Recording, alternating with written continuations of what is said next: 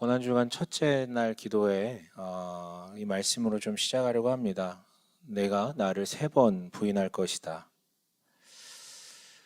기도하러 겟세마네 동산에 오르셨던 예수님, 어제 함께 나눴던 대로 겟세마네, 즉 기름을 짜다라는 이름 뜻처럼 자신의 생명 에너지를 다 짜내면서까지 땀에 피가 되도록 기도하셨었죠. 십자가를 비껴가게 해달라는 요청의 기도가 아니었습니다. 자신의 뜻을 끝까지 하나님께 관철시키고자 하는 기도가 아니라 하나님의 뜻을 자신에게 관철시키고자 하는 순종의 기도였던 것이죠. 그러니까 십자가의 길을 끝까지 가고자 하는 그 마음에서 하는 기도였습니다. 그 기도는 3번이나 이어졌고, 그렇게 마치신 이후에 일어나 가자라고 선언하시면서 기꺼이 그 십자가의 길로 자발적으로 나아가시죠. 때마침 가룟 유다가 몰고 온 그 예루살렘 종교 권력자들의 무리와 조우한 예수님께서는 그들에게 연행대에 가십니다.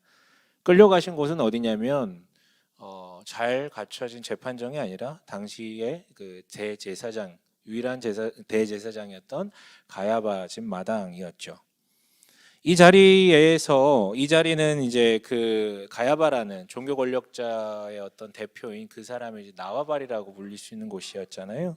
거기서 벌어진 재판은 시시비비를 가리기 위한 재판이 아니었고, 반드시 예수를 없애려고 만들었던 마녀 사냥의 재판장, 사냥터이자 칼춤을 추고자 하는 구판과 같은 곳이었죠. 그래서 가야바와 종교 권력자들은요, 재판을 해서는 안 되는 장소에서 안 되는 시간에, 재판 낮에만 해야 되는데 안 되는 시간에, 또 안 되는 절기에, 그리고 안 되는 방식을 모두 다 동원해서 마녀 사냥에 임합니다.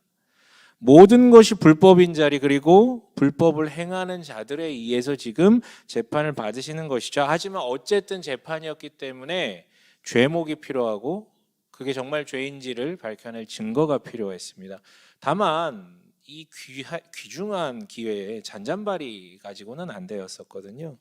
엄청나게 파급력이 큰, 즉 민중들, 예수를 좋아하는 이 민중들도 마음을 뒤집어 엎을 수 있을 정도의 엄청나게 큰 죄목이어야 됐고, 엄중한 증거여야 됐습니다. 그런데 아무리 찾아봐도 도무지 엮을 죄목과 증거가 없는 거예요. 다만 어제도 얘기했지만 마음이 원이로되, 육신이 약한 게 아니라 마음이 너무 원하니까 어떻게든 찾아내는 것이죠. 너무 원했기 때문에 끝끝내 찾아냈습니다. 그게 60절 61절인데 함께 읽어볼게요. 60절 61절입니다. 함께 읽겠습니다. 시작.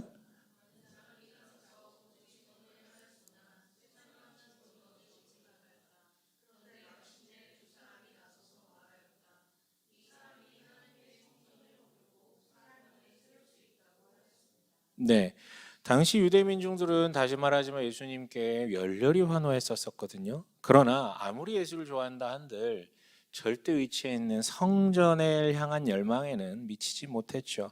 언제나 자기 민족의 자부심이자 정체성은 저 성전이었어요. 탑 오브 탑이었기 때문에.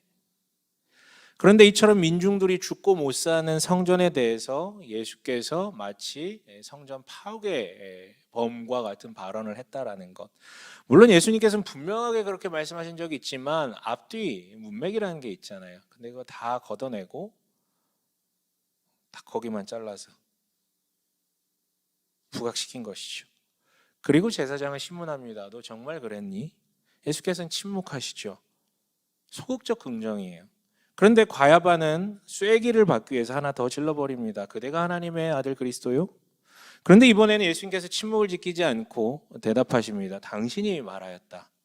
맞다 이거죠. 그러니까 이번에는 적극적인 긍정이었어요. 이 대답 앞에 가야바는 최고의 비통함을 의미하는 옷을 찢는 퍼포먼스를 선보이면서 신성모독자다라고 외칩니다. 이렇게 사람들을 유도해서 사형이라는 판결을 받아내지요. 그런데 이것은 사형을 받을 죄목도 아니었지만 그들에게는 사형의 권한조차도 없었던 게 또 역설이었어요. 왜냐하면 사형이라는 것은 당시에 로마 제국 정부만이 가능했었기 때문이니까요.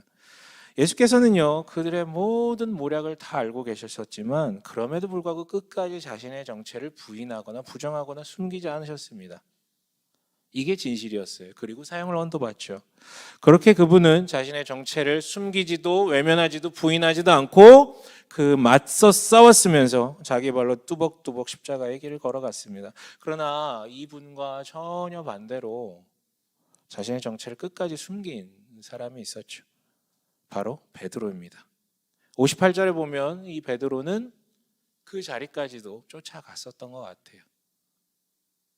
그런데 그 자리에 있던 한 하녀가 베드로를 보고 말하죠. 당신도 저 갈릴리 사람 예수와 함께 다닌 사람이네요. 그래서 베드로가 말합니다. 나는 네가 무슨 말을 하는지 모르겠습니다. 첫 번째로 부인하는 것이죠. 또 다른 하녀가 말합니다. 이 사람은 나사렛 예수와 함께 다니던 사람입니다. 그래서 베드로는 심지어 맹세하면서 부인을 하죠. 나는 그 사람을 알지 못하오. 두 번째 부인이죠. 그래서 이번에는 때로 몰려와서 단체로 말합니다. 당신은 틀림없이 그들과 한패요. 그래서 베드로는 만약 내가 거짓을 얘기하는 것이라면 나한테 저주가 임할 것이다 라는 저주와 함께, 자신을 향한 저주와 함께 맹세하며 선언하는 것이죠. 나는 그 사람을 알지 못한다고요. 그러니까 사람들의 확신과 비례해서 베드로의 부인도 점점 그 강도가 세집니다. 그렇게 끝까지 자신의 정체를 숨기지 않고 당당하게 임하셨던 예수님과 정반대로 그 자리에 있었던 베드로는 자신이 예수의 제자라는 정체를 끝까지 숨겨버리는 것이죠. 그런데 그때 어떤 일이 일어납니까? 마지막 75절 한번 읽어볼게요. 함께 읽겠습니다. 시작.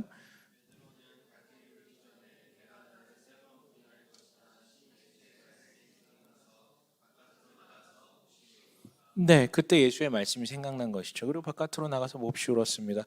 이처럼 십자가의 길을 기꺼이 가기 위한 3번의 기도를 하셨던 예수님과 기꺼이 그 길을 가겠다라고 호언장담했으나 정작 십자가 앞에 서자 3번의 부인을 하고 있는 베드로의 모습이 철저하게 대조되고 있죠. 이렇게 도리지를 처음에는 잔을 옮겨주십시오라고 하셨던 예수께서는 그 3번의 기도를 거쳐 일어나서 스스로 나아감으로 십자가에 대한 진심을 전하셨지만 반면 십자가가 코앞에 놓이게 된 결정적인 자리에서 베드로는 도무지 십자가의 길을 걸을 수 없었던 사람인 그 본심이 여기서 드러났습니다. 그런데 여기서 당부하고 싶은 게 있어요.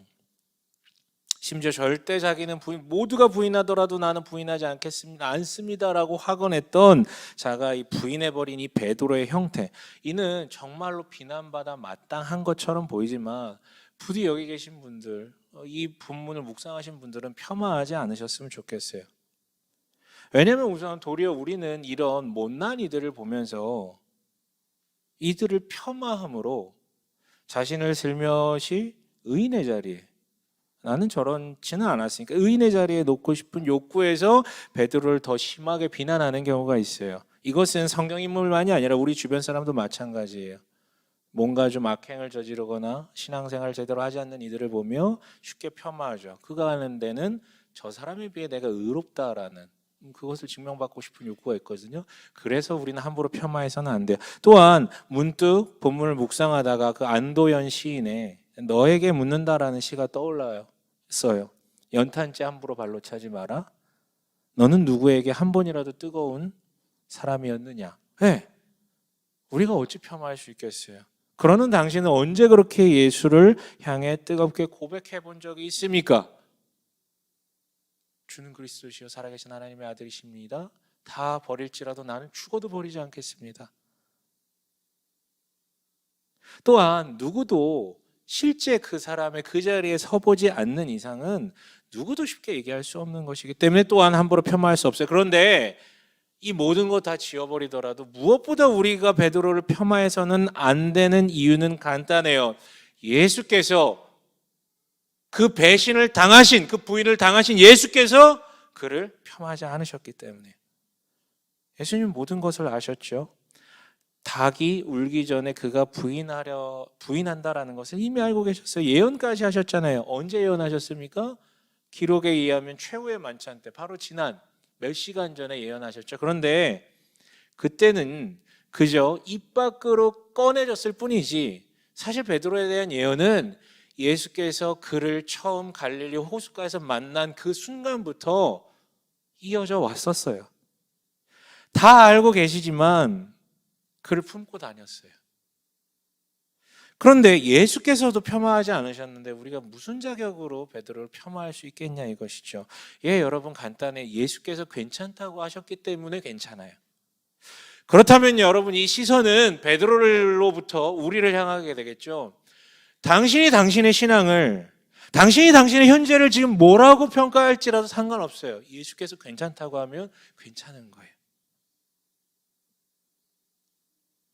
당신이 예수를 부인했던 순간들, 예수를 회의했던 순간들, 그래도 괜찮습니다. 예수께서 괜찮다고 하시니까요. 아니요. 도리어 부인하는 순간들은 필요합니다. 이처럼 자신의 고백이 얼마나 누추한 것인지를 자기 눈으로 목도했을 때, 자신의 고백이 얼마나 공허했던 것이었는지를 확신하게 되는 자리, 이러한 둔덕들을 넘어야만 비로소 십자가의 길을 기꺼이 일어나 갈 수 있기 때문이죠. 여러분 오늘 이 세 번의 부인이 있었기 때문에 훗날 베드로는 교회의 반석으로서 끝까지 예수를 인정하는 자, 자기 십자가를 지고 그 길을 걷는 것의 근거가 되었습니다. 이 세 번의 부인 때문이에요. 여러분 그렇다면 이러한 예수님의 긍정과 베드로의 부정 이 사이에 놓인 우리는 어찌해야 됩니까? 살다 보면 여러분 우리 귀에 들려오는 닭울음 소리들이 있어요. 뭔가 나의 경종을 울리는, 정말 우연을 가장하여서 마치 내 영혼을 흔들고자 하는 그런 작정한 듯한 그런 소리가 들려올 때가 있단 말이에요. 그리고 그것과 관련돼서 예수님의 말씀이 생각나는 자리들이 있어요. 그렇다면 우리가 할 것은 딱 하나죠. 부인할 수는 있는데요. 그렇게 들려왔을 때 예수님의 말씀이 기억날 때는 우리는 부인해서는 안 됩니다. 다시 얘기하지만 부인하는 거 괜찮아요. 예수님도 괜찮다고 하시거든요. 그러나 그렇게 들려온 닭 울음소리 앞에 주님의 말씀이 생각날 때 그때는 부인하지 말아야 됩니다. 우리가 해야 될 것은 부인이 아니라 부끄러워하는 것이죠. 그리고 충분히 우는 것이죠. 여러분 지금 이 자리에서 일어난 세 번의 부인은요, 가룟 유다가 예수님을 배반한 그 사건과 무게로 따지면 거의 비슷해요. 거의 비슷해. 아니 예수님이 느끼신 고통만 따지면 베드로의 이 세 번의 부인이 더 고통스러웠을걸요. 베드로는 12명 중에서도 3명으로 압축된, 그 중에서도 수제자였었으니까, 그 중에서도 제일 많은 고백을 했던 자니까. 이 비등비등해요. 가룟 유다의 부인과 베드로의 부인. 그런데 전혀 다른 결과를 마주하죠. 베드로는요 교회의 반석으로 탈바꿈하게 되고요, 가룟 유다는 스스로 생을 마감합니다. 도대체 무슨 차이가 있길래요? 이유는 하나예요. 그렇게 울려 퍼진 그 자신만의 닭 울음소리 앞에, 그래서 주님의 말씀이 생각나는 가운데 둘 다 여기까지 이르렀는데 한 놈은 자신의 잘못을 완전히 인정하는 가운데 찾아온 그 부끄러움 앞에 너무 무력해서 그냥 울고 있었을 뿐이에요. 그 울음에 젖어들었을 뿐이죠. 근데 한 녀석은 그 부끄러움 앞에 끝까지 핸들을 스스로 잡고 스스로 자신의 운명을 결정해 버렸을 뿐이에요. 여러분 부끄럽습니다. 나의 부족한 믿음, 거절, 주님을 향한 거절, 부패함, 완악함, 거리두기, 심지어는 부인했던 기억들. 오늘도 하루 잘 사셨죠? 또 이렇게 출근하셔서 일하시고요. 그 자리에서 얼마나 우리는 주님을 부인하셨습니까? 다른 게 아니죠. 누구 미워한 거. 그것도 주님을 부인하는 거죠. 내 안에 계신 주님을 부인하는 거죠. 성령께서는 우리에게 계속해서 사랑할 것을 요구하시는데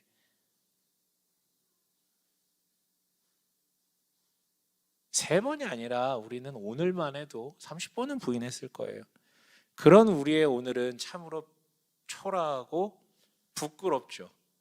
부끄러워요. 그러나 그때 핸들을 꽉 잡을 게 아니라 그저 울면 되는 거예요. 그러면 됩니다. 그러면 괜찮은 거예요. 그러면 마땅히 그분이 우리를 일으켜 세우셔서 다시 십자가의 길을 걷게 하실 것입니다.